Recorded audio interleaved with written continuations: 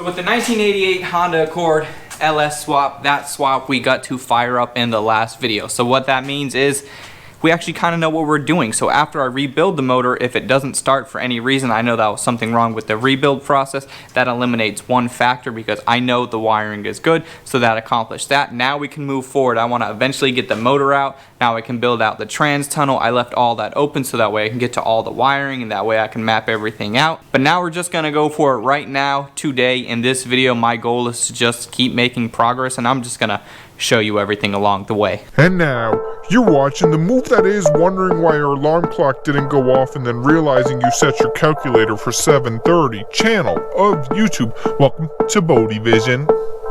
So what's happening? Thank you so much for joining me on yet another video. So like I said, the next thing for me to do is build out the trans tunnel, and if you can see right here, it is already starting to take shape. So I just have these little rods right here, and this is kind of laying out my foundation for everything, making sure that I have good clearance for everything. Well, good is kind of subjective. Making sure that I feel like I have good clearance for everything. And what I'm using is just this round stock over here. This is quarter round, I believe, solid round, quarter inch. I'll put it on the screen whether that was correct or not, but either way, I'm just going to keep mapping it out, and then I'll check back in with you after we make a little bit of progress.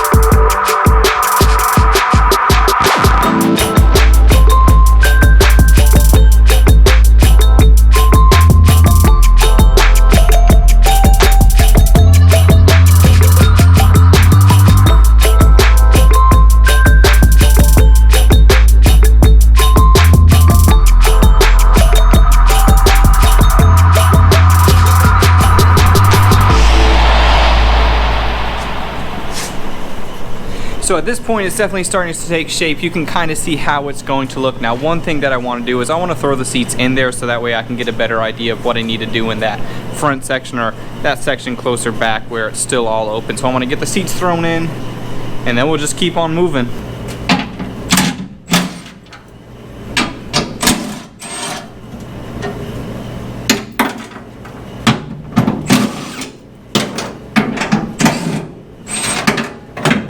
And one thing that I did months ago is just something that I always do. I put the bolts right back exactly where they go. That way I don't have to spend time looking for them.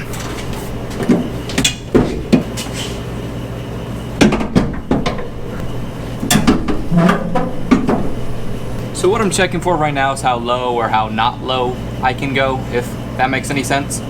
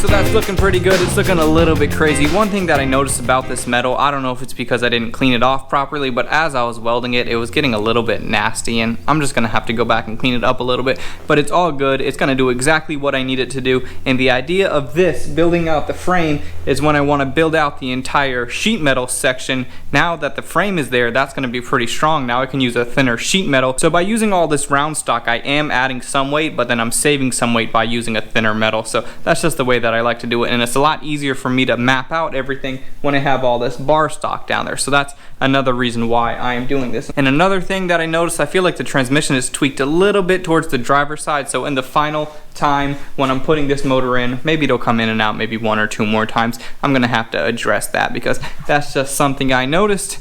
Now today it's getting late, but I'm not going to end the video yet because I want to keep the progress going on this video because I want to get more done to show you more stuff, and we'll just bring this right into tomorrow.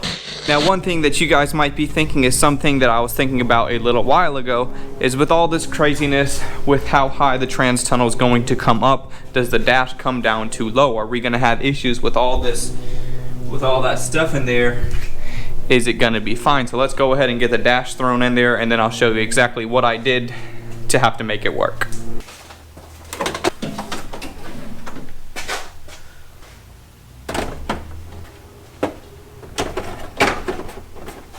Oh man, dude, look at that, how that fits in there, so good. And if you can see this right there, I actually had to trim that out a little bit, and it is sitting right on top of it. And you can see a little bit better what I was talking about, how those welds were a little dirty, but they'll do just fine by the time metal goes on there. And dude, it is so crazy to see the dash in there. Just every single step, it's looking more and more like a car. I could not be more excited for this. And now I gotta get figured out how exactly I want to do the sheet metal. Now that my foundation is laid, now building up from there should be relatively straightforward. So now that I already have this piece made, I just need to find this measurement right here, which is 1.75 feet, and then this measurement is going to be the same because I want this piece to butt up to the next piece. So all I need is this one, and then I need to figure out this distance, which is 5.75. So on my metal, I'm just going to draw out this one. 5.75 is this side. This side is the same as the other one. These aren't the exact same length, but if I connect this dot to this dot, that'll give us this one. And then I have an extra inch right here that I want to fold it up. And also I want that front piece to come back a little bit over the back piece, or maybe tuck underneath it, so that way as I'm welding it, they're gonna lay over each other. Then I could do a lap weld as opposed to a butt weld, and that makes it a little bit better.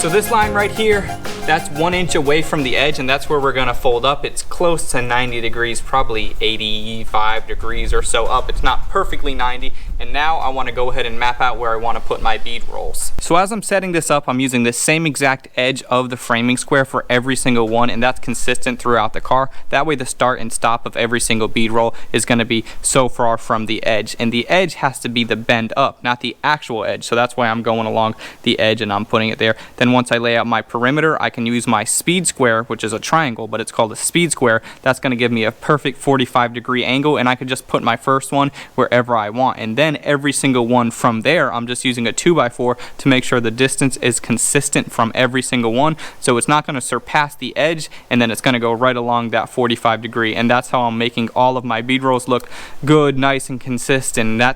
And that's what we like. So after that's all set up, then we can go over and get it bent. So as I'm putting this in the bead roller, my start point is gonna be right here. My finish point is gonna be right there. Start point there, finish there, so on and so forth. And then once all these lines are wiped away, it'll look real nice and clean, and then we can go put it in the bender. I always do the bead rolls first because if you put the bend in, it might mess up how this can feed through there. So bead rolls first, then bend it.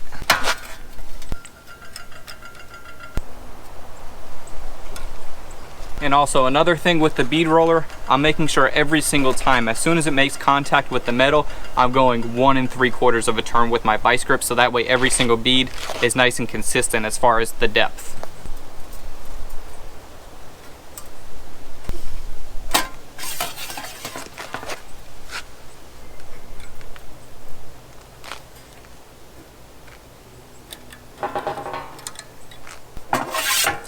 And now it might look a little bit crazy with all the lines, but once the lines are gone, they look really good. So now, finally, let's go bend this up. So with this, we want to focus on that upper line. We want to push it through here, and then once it starts to peek out, we want to get both of the edges lined up. Sometimes I like to clamp it down a little bit so you can just barely see that Sharpie all the way right on this edge, and then clamp it down, come over here, take this edge, and then bend it up. And then here we go, nice clean edge. I didn't want to do a 90, and this all is a little bit warped, a little bit crazy, but that's just what happens. By the time it gets welded in, it'll straighten out.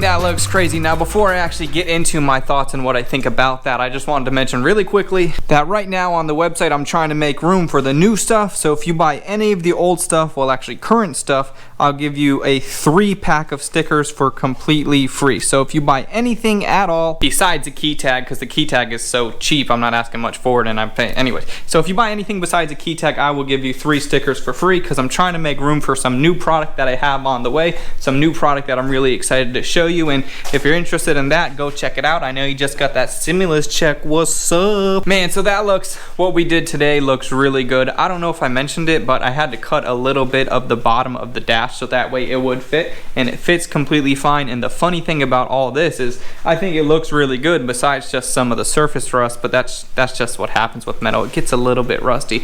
But anyways, all of this is going to be completely covered. I'm going to put sound deadening over it and then carpet, and you're never ever gonna see any of this, even though it looks really good. But that's just the move and how we do things around here. We do them a little bit over the top. Well, Some would say it's over the top, some wouldn't. I don't really care. I do it exactly how I want to build it, and you should build your stuff exactly how you want to build it. And you should like this video, you should comment, because that helps a lot. Subscribe, do all the stuff. I'm beat. That's gonna be it for this one, you guys. Thank you so much for watching. I'm out.